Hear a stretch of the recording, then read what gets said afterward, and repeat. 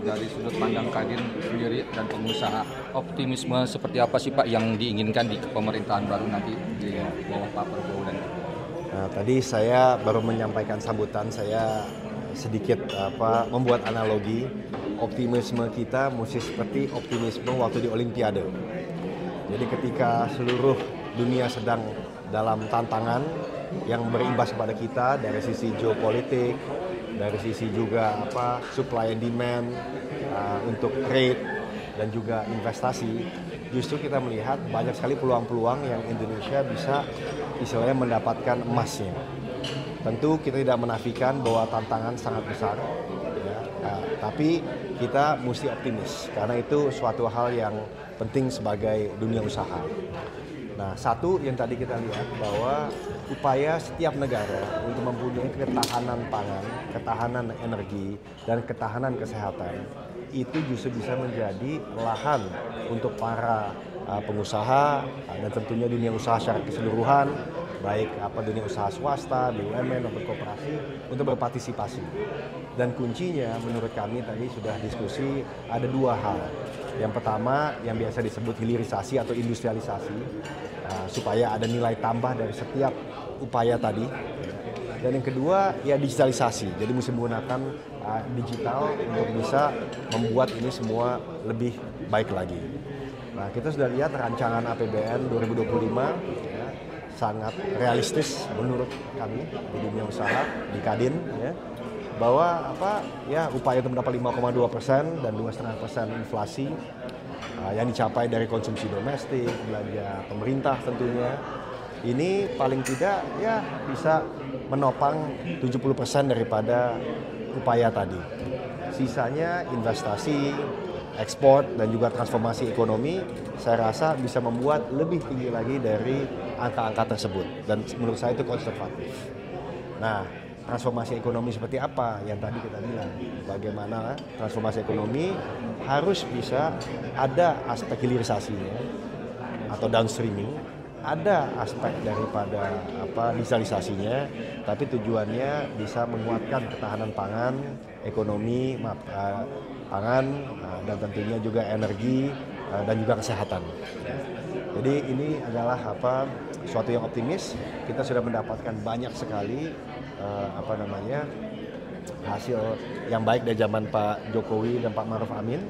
Nah, sekarang di zaman Pak Prabowo dan Mas Gibran, saya yakin bisa membuat sesuatu yang lebih besar lagi di atas fondasi yang sudah baik. Tapi ke depan Pak ini melihat tantangan apa sih yang akan dihadapi dan juga akan berimbas khususnya kepada usaha-usaha lokal? Ya, saya rasa ini merupakan kesempatan baru. Kita sudah lihat bahwa ada pembangunan infrastruktur sebanyak, kalau tidak salah, rancangannya 400 triliun. Lalu ada buat makanan bergizi 1 triliun. Ini semua akan membawa suatu kesempatan untuk dunia usaha untuk berpartisipasi. Sembari juga menguatkan berbagai macam kita punya upaya, ya kan, tentunya untuk membuat kesejahteraan lebih baik, ya kan. Tapi juga untuk membantu supaya investasi itu terus bergulir. Karena bagaimana negara yang stabil itu pasti mempunyai suatu atraksi sendiri untuk orang berinvestasi. Kalau dari Kadin sendiri, ada nggak sih Pak upaya penjembatanan antara mitra-mitra ojek terus juga perusahaan traveling sama Kementerian?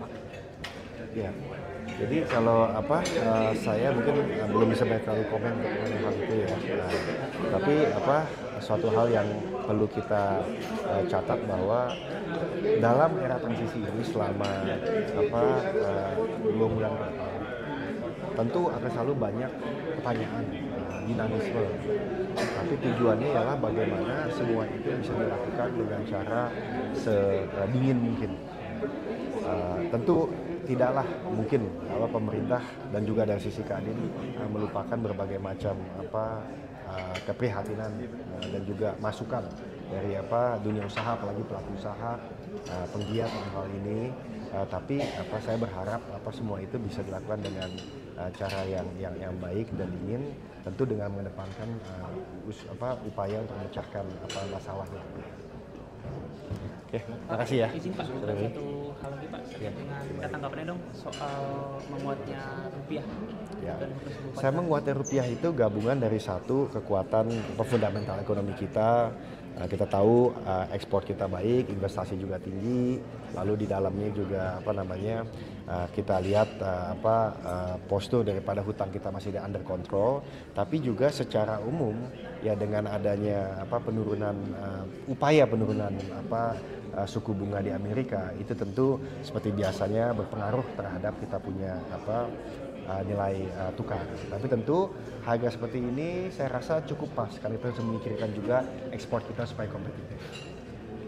Terima kasih. Makasih, Pak. Terima kasih ya. Panen misi boleh Masih jangan. ucapan bisa Pak? Boleh? Boleh Pak. Masih ya. Kasih Pak. Sisanya ntar ya, biar pas nggak ramean nanyanya gue udah mau kayak elaborasi yang di dalam lagi. Iya. Pas nanti kan keluar lagi.